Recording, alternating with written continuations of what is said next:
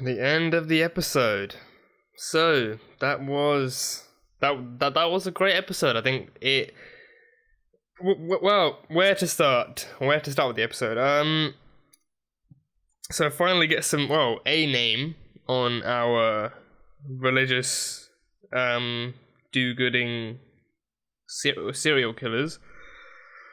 So Colin Hanks is playing a young chap called Travis, and he does not have much family left. He has,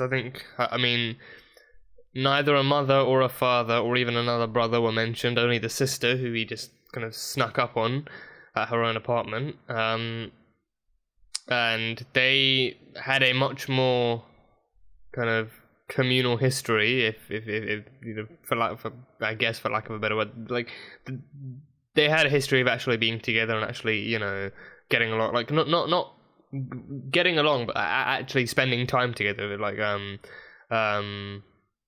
but then he just became a bit more distant, and she said, you know, oh, it's like pulling teeth trying to get like a trying to get him alone for like an hour, or actually trying to get him to spend some time for at least a few minutes. So I don't know how long the thing between him and the other dude have been going on for. Like, if that's like a recent kind of recruitment, or if that's like, you know, or if it's actually been going on for a while. But yeah, so he's not allowed. He's not supposed, like, under that guy's watch, Travis isn't supposed to be seeing his sister. Apparently, she is a sinner. So presumably under one of the 7 deadly sins, she's a sinner. But I do not know. But he's been he is, I think he's been continuously and numerous times he's been forbidden from actually seeing her, but he just keeps going against that, and every time he does it, the guy punishes. Sorry. I don't know. I had coffee. I don't know why I'm yawning.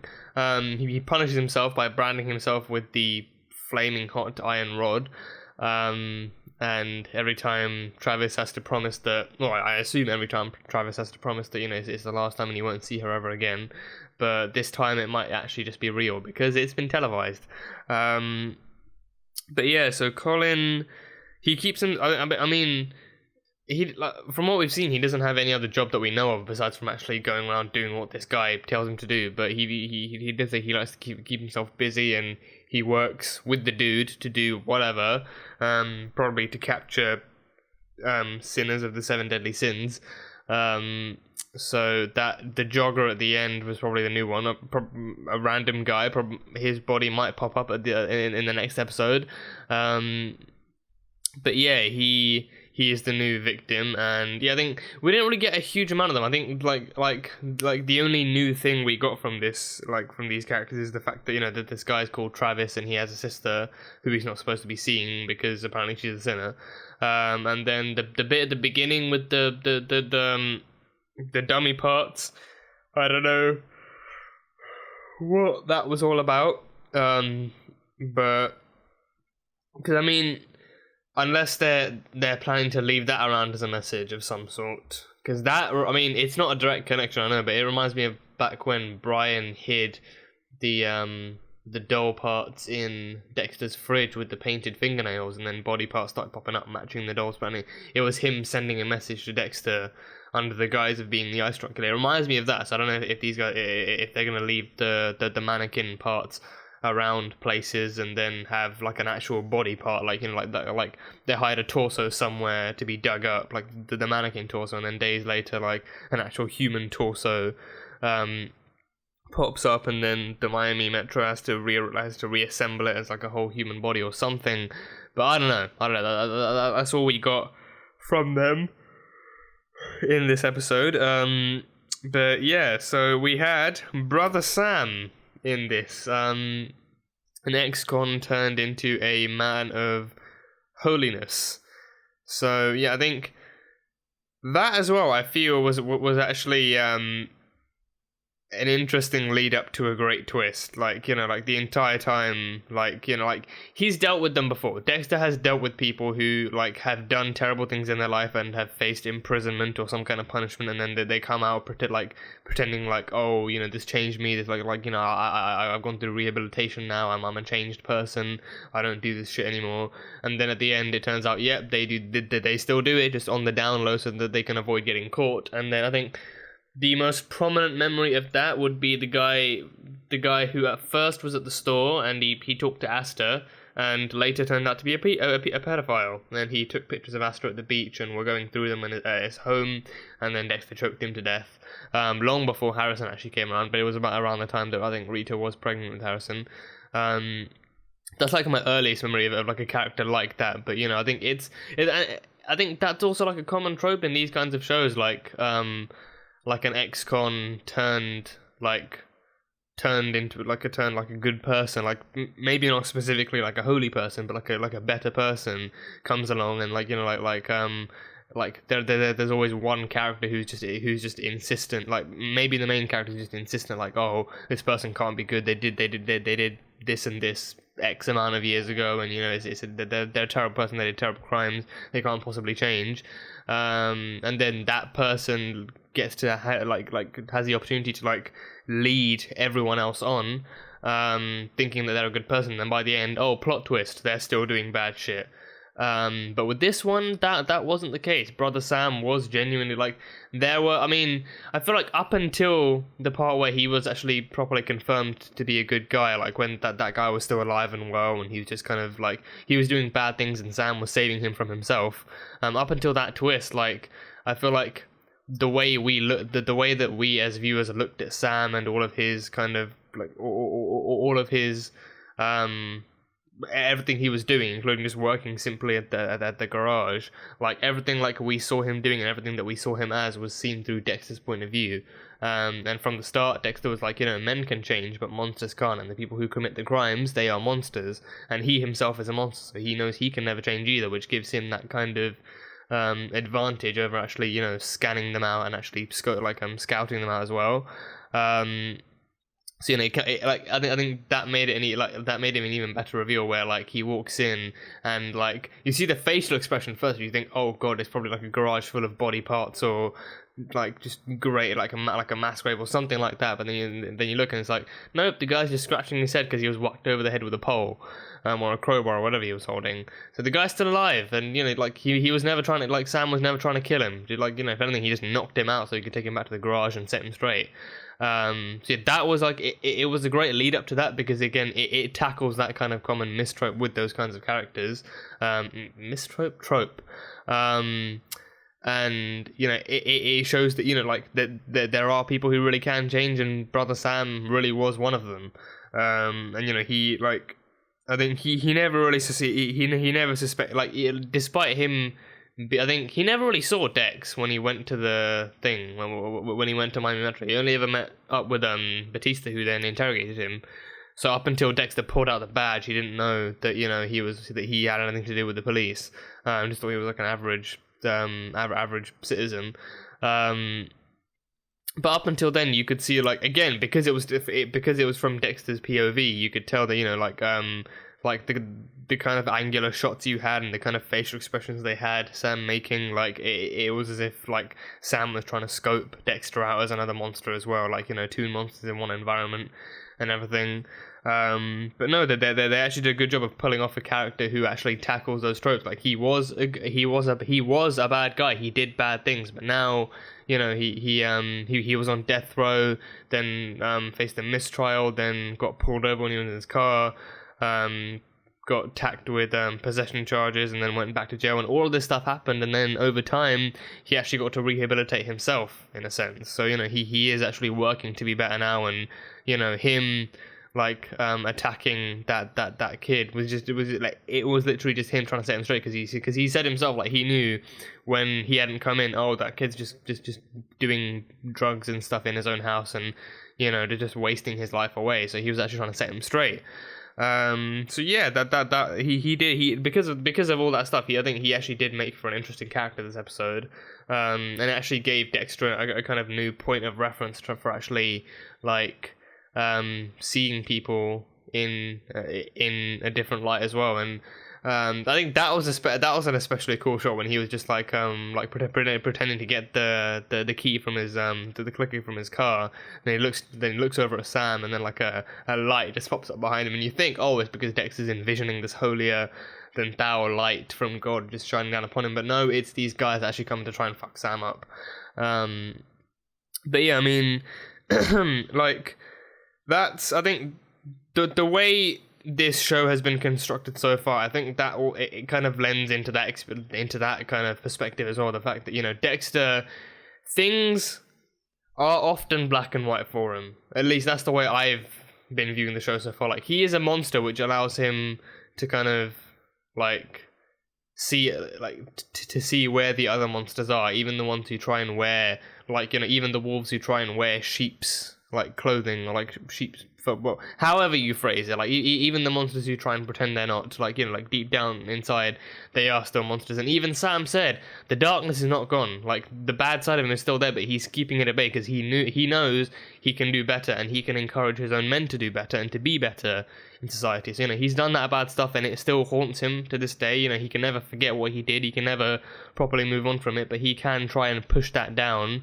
Maybe not make it go away completely, but he can push it down and allow the good to rise up. And then, like, with Dex, he's always kind of, things have often been black and white for him. Like, once he sees a monster, that's all he sees, a monster.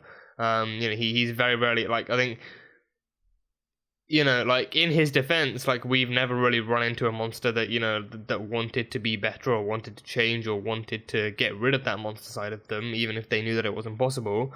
But, you know, with Dexter, it's like, you know, once he does find someone, he does kind of like he does kind of by himself kind of cancel out all the possibilities of actually making them good again. And I think that's also kind of part to do with the code. Like, Harry never taught him to use killing as a last resort. He always taught him to kill first, to make sure the bad people go away. So kill first, you know, just don't kill first, because it's too late for questions now. Like, they've already done the bad deeds, and he's always on the lookout for criminals that have already been given a fair trial, and that have already been given a chance to defend themselves against what they've done, and they've either escaped or they've been let go on some miraculous kind of charge-free kind of quota. You know, he's not getting to the criminals before they actually do the crime. He's getting to the ones who have already done the crime, but then the justice system hasn't treated the victims or the innocents fairly enough, by punishing, like, by mispunishing the criminals.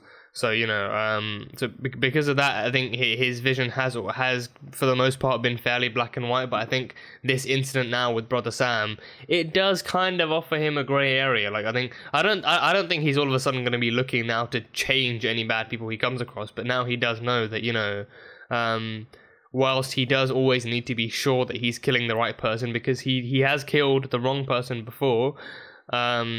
But, you know, like, now, like, as much as he does always need to be sure that he's killing the right person, which is why he does his research thoroughly and actually analyzes their routines before going after them. You know, he does also need to consider the possibility that, you know, like, maybe they're not all bad. Like, he himself, he knows he's a monster, but he's a monster doing the right thing with the kind of, how should I put it? Like, he's doing the right thing with, like, the, like, socially unacceptable method. Like, it is unorthodox, but I wouldn't say unorthodox, because it's like, you know, like, this isn't something that everyone would agree with. And even when the Bay Harbor Butcher storyline first came out way back when, like, you know, we saw a conversation between two random members of the public, like, one of them saying, like, oh, you know, I think this guy's actually doing good, and, you know, he's actually saving people's lives doing this, like, taking down criminals. And then so some other guy was like, what, so you think everyone should just go under this guy's blade, like, chop, chop, chop?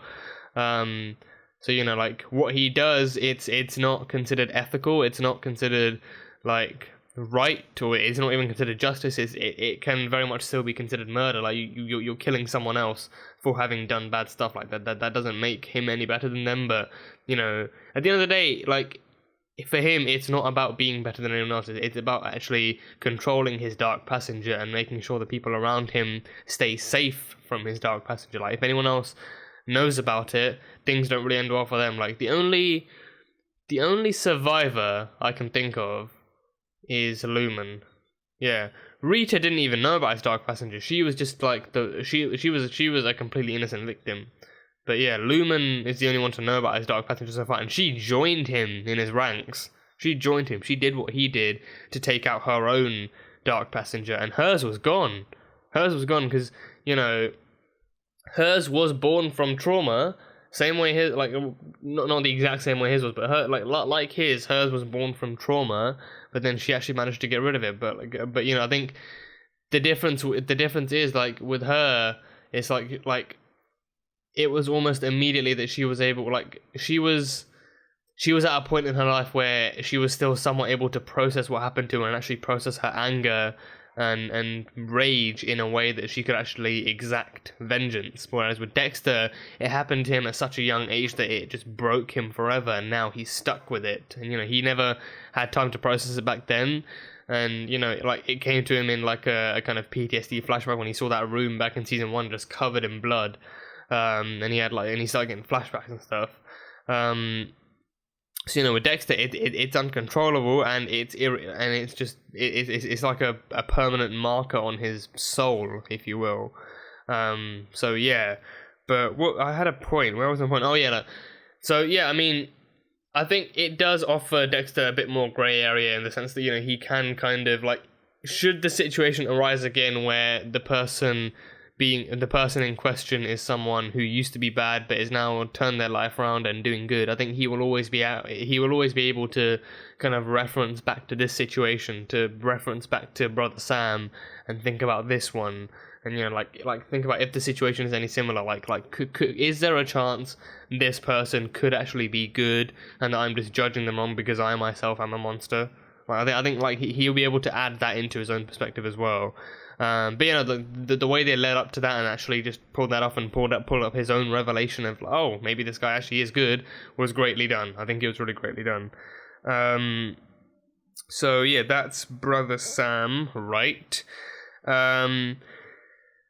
Quinn proposed to Deb.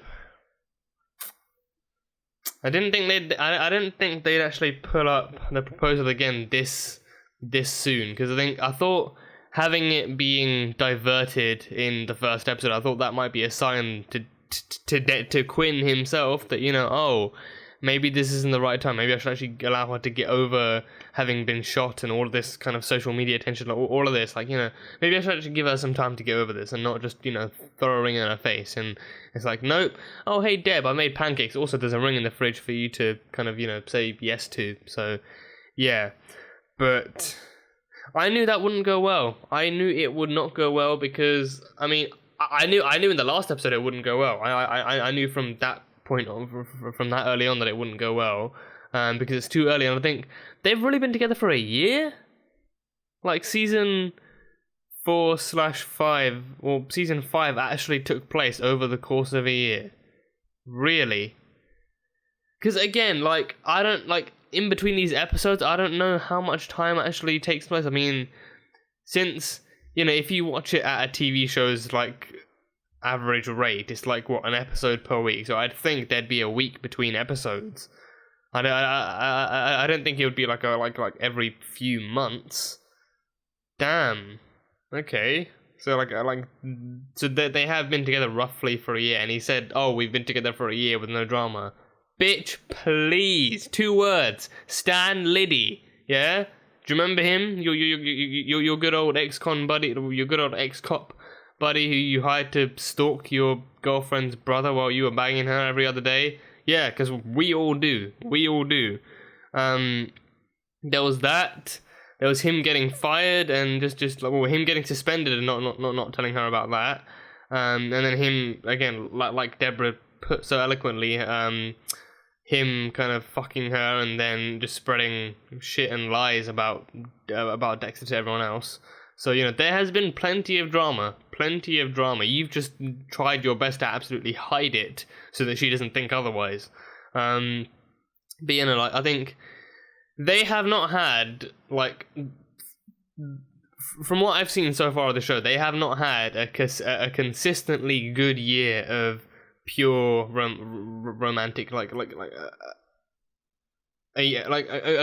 consistently good year of actually being boyfriend and girlfriend. They have not had that to date. So, you know, him saying that they've been together for a full year with no drama is just utter horse shit.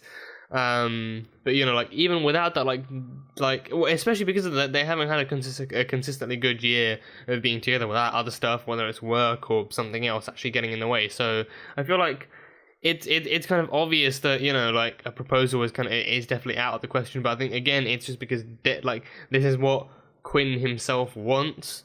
So, you know, he's all the more desperate to kind of like have her pegged down as his fiance and actually live that life out there. Again, it does prove that he loves her enough to want to marry her. He does love her a lot. He cares about her a lot, and chances are he does definitely see her as his wife one day.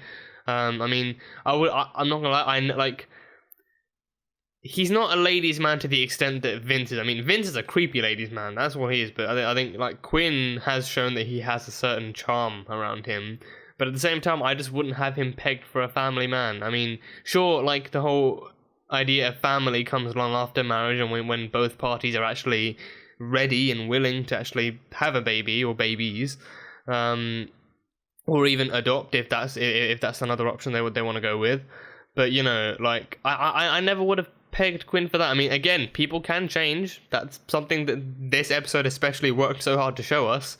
But with Quinn, I don't know. I mean, a proposal itself, like, you know, like, engagement between them just doesn't seem like such a ready kind of factor into their relationship. And I think Quinn, again, is just too clouded by his emotions to actually see that. I mean, again, out of all of us, I don't know if I'm the only one who feels this way. If you guys feel that you know, Quinn and Deb should be together, then more power to you, by all means. You know, like, if you want to talk about it in the comments, then talk about it in the comments. But I mean, me myself, I don't really see Quinn and Deb actually being ready for marriage just yet. I think we need to see them having a consistently good and well paced out kind of relationship for a solid year before they actually get together. Like, something we can actually justify as, you know, oh, did they actually make a cute couple, not just, you know, oh, they would make a cute couple if X and Y and Z happened, or if X, Y, and Z didn't happen to them. But yeah, I think Quinn was around in season 3, 4, and 5, so I think, like, from then, I think, you know, okay, so that's at least a solid year between them. But again, it hasn't been without drama. It has never been without drama. Like, they've had their issues that they need to sort out, and Debra seems to be the only one that kind of sees that. But also because, again, more importantly, she's not ready. She herself has explained that she's not ready. She's happy with the way things are, and like, Quinn wants to move forward. He thinks he thinks that they're so happy with the relationship that they can just move forward onto sliding the ring on, and, you know, just wedding bells everywhere. But with Deb, you know, like, she has exclaimed that she herself is not ready. She has had a string of bad relationships in the past, and Quinn so far has been the one to stick around, and I think it's also primarily because they actually work together. So Quinn is actually just a stubborn motherfucker overall. But, you know, she has had a string of bad relationships, and I think that those relationships themselves have, like, given her a whole new perspective on what she wants, or at least, you know, it's made her think that she actually needs time to think about what she wants. But right now, just being in a pure relationship without, like, stuff like marriage or anything like that tying it down, she's happy with that. She's in a good place with that alone. And I really think if he has reached the point where he wants to propose to her, I think he should at least be mature enough to accept no for an answer, or at least accept that, you know, she is happy enough. Or like, you know, like, he should have the maturity to accept that she's in a place that she can actually say she's happy without just slamming the door in her face and asking her to leave just because she says no. I mean, I understand being rejected. It's a heart-shattering moment. I understand that. You know, it's not something you can easily walk away from. It's very heartbreaking, but at the same time, it's like, you know, given everything they've been through, you would think that he would actually have evaluated their past together and actually wondered if they were like not necessarily compatible, because I think for the most part they are compatible, but if they're actually both ready, and you know, like Deb herself, like for one thing, like romantically speaking, she's closed off. She's never really shared like any feelings of actually wanting to get married or wanting to move forward with her or wanting to have kids or any of that stuff. She's happy being like Quinn's girlfriend or someone's girlfriend. So you know, you would think he'd be able to read those signals, but I mean, again, like I think the fact that she's like for the most part like romantically closed off, it like would be a sign to that. Like she never once talks about actually, you know, moving forward with her life in that sense. You'd think like he would take that to mean like, oh, like maybe she's not looking for something so permanently long term right now. Maybe right now she's just looking for something a little bit more simple, a little bit more stable, something that doesn't have negative consequences going on. Because if like a married couple breaks up, that's called a divorce. If like an unmarried couple breaks up, then that's just a breakup. If a married couple breaks up, that's a divorce. That's what they would have to go through if one of them wasn't happy with the way things are going. So you know, I feel like him popping the question out to Deb there and then is just it's way too early, and it's understandably, you know, it's forcing her, it's rushing her into a mindset that she's not ready for yet. So you know, and again with the added proposal of her being lieutenant as well, it's a lot for her to think about, and I think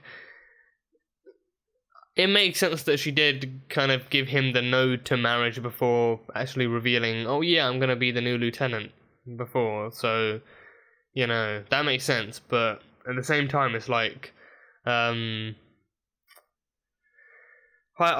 don't know anymore. I think Quinn should have actually known more about what he was going into, especially with Deb, before having popped out the ring and the almighty question. So yeah, but honestly, I didn't really see her saying anything, but I definitely didn't see her. I definitely didn't anticipate her saying yes. So I feel like that's more. It's more plausible for her to have said no than for her to have said yes, given everything she's been through and given the way that we know she is. So yeah, that's damn it. That's Travis over. That's brother Sam, and that's Deb and Quinn. But more of Deb. So Chief Matthews, not Robertson or Thompson, not even close, but Chief Matthews actually offered Deb the lieutenant job. So there was an understandable amount of conflict in the Miami Metro PD over this. So LaGuerta had originally offered this role. Well, LaGuerta had obviously originally recommended Batista for this role, and there were, I think, it goes without saying that there's no one else she could have recommended it to, besides from Matthews. Actually, in terms of actually giving the recommendation for Batista to Matthews, and obviously, as we've seen from the past couple of seasons, there has been tension. There's kind of been a triangle of tension between Matthews, LaGuerta, and Batista that's just kind of evolved over the seasons and over the episodes, and you know, it's fair to say that they don't all get along with each other. So after having, I think it then makes sense why he was actually looking at that online footage of Deb taking out the shooter in the restaurant. And you know, I think that may well have been the deciding factor. I think that may well have been the deciding factor. I think he would have been. I don't know if he would have gone with Quinn or with Deb, because I mean, yeah, because I think without that, I think that footage was also kind of the deciding factor, and it's what gave him an excuse to want to make Deb the lieutenant as well. Because I mean, that footage is everywhere. It's had hundreds of thousands of views. People have seen it. People know who she is. So making a figure like that. Making a figure like that the lieutenant is obviously a good kind of it's a good step forward for the department, like actually, showing someone who's, like doing something heroic, like saving people and, putting her own life on the line, and then saying, you know what, this person deserves to be lieutenant. It's a good step forward, and it shows the public that they're under strong hand, like someone who would so willingly like jump over the grenade, so to speak, should be in charge of actually of commanding the entire department and actually running the cases and actually protecting Miami, the citizens of Miami from criminals. So in that sense, it is like strategically speaking, it is a good step forward, like putting someone like that onto the pedestal. But at the same time, it's because like he knew it would cause tension between Maria and Batista. And there was something he said about blackmailing him. So I wonder if like I got it wrong. Like with the USB he showed, like that black box he mentioned, like if that was actually something to do more with him and or Maria. But apparently she's blackmailing him with something. So I feel like this is also a good a good way for him to avoid kind of being under that radar for much longer as well. So I think if anything as well, it like I said, it just means that for him it adds more tension between Maria and Batista, which kind of, for the most part, keeps them apart in the workplace, especially after their divorce. But like the look on Batista's face after he heard that. I mean, on the one hand, he is incredibly proud of, like, he loves Debra, he loves her dearly, and he's they are family to each other, so he's undoubtedly proud of her. That stuff wasn't faked. But he couldn't hide his anger, but like in the hug either. He couldn't hide that, because I think he didn't know that he was like he didn't know that Maria was recommending him for the position. And I think part of him was actually part of him was getting himself ready for that role as well. Part of him was actually getting ready to become the new lieutenant, and then Matthews pulls something like this off. So again, with that footage being released, I don't really think anyone would have been surprised. Like, what one of the detectives from the department gets some inkling of promotion in some in some camera footage of her actually saving people from an active shooter. And then next thing you know, she becomes lieutenant. But again, it's like Batista said himself. Like, Debra has proven time and time again that she is a great detective. She's solved many cases with the help of her co-detectives and all the other hardworking police officers and the forensic team as well. So she's a hard-working cop, and she knows what to do, and she gets the job done. She saves the day. So I think at the end of the day, despite Matthews having made this decision partially to spite Batista and LaGuerta, I think he did understand that, being Harry's kid, she is also, it's almost inherited that she's a great cop and a great detective, so she does very much deserve this position. But it kind of takes away from the kind of, it makes it bittersweet, I think. Like, it takes away from the actual positivity of it when you know that Batista was also kind of in the running for this position, and Matthews knew that, so he just decided to pull a quick one over on Batista and LaGuerta by making Debra detective. So it makes it all the more bittersweet, and not actually like, this was a mutual agreement between all of them, and they all think Debra should be there, and and Batista just kind of sat wallowing in his own anger towards Matthews over having been passed over because of the tension between them. But Batista did give Debra his blessing, and I think again that part was genuine. That part was all genuine, and he does definitely think that Deb should deserve the Deb does deserve the role of lieutenant. But he also wanted it, so that's something he can't really easily let go. But that doesn't mean he's not happy for Deb, which he did show very, very clearly in this one. So yeah, that, and what else? Harrison, the stuff with Harrison. I mean, Daddy's, but I think he's growing up very quickly. I'll say that much. He is growing up very, very quickly, and I think he is learning a lot of stuff very, very quickly, even indirectly. And I'm sorry, that was not subtle at all. The fact that he had Harrison on one lap, and just in like one dark corner of his leg, he was just looking at like murder photos. That was not subtle at all, and Harrison could have noticed them out of his baby peripheral vision very, very easily, which he did. And I think it's a kind of, it seems like a kind of a foreshadowing irony that, you know, he is trying to keep Harrison as far away from this life as possible, but at the same time we see scenes of him looking at murder photos with Harrison in one hand, or like he's like googling criminals on the Miami Metro database with Harrison in one hand. Anyway, like we have all of those scenes, and it's like at the same time Dexter's just like, I have to keep my son away from this. He can never inherit my dark passenger. You see that, Harrison? That's a guy with his head bashed open by a bad guy that the daddy's gonna have to kill. Like, that stuff, it's not subtle at all, and, you know, like, he could definitely work on that stuff, but at the same time, it shows how well Harrison is actually picking stuff up. Like with Daddy's box, I mean, we know it means Dexter's blood slide box that he keeps all his trophies in. But with Harrison, he doesn't know any better. He just knows that it's a box that Daddy has that he puts important stuff into.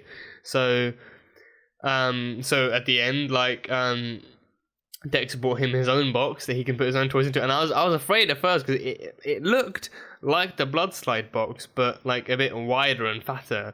So then he opened it up, and it was a bit deeper as well, a bit bigger. So he actually could be like, so Harrison could actually put his own toys into it and everything. And it's like, the box itself looks mature because it looks like a modified copy and paste of Dexter's blood slide box. So it looks very mature, like, you know, very, very, very bland and wooden, and with like a simple lock and stuff, like with like kids like compartment boxes or even kids diaries. You have all those like you know, like, I mean, some of the stuff is gendered, like you have blue for the boys and pink for the girls, and like, you know, like dinosaurs and race cars on one, and then flowers and kittens and whatnot on the other.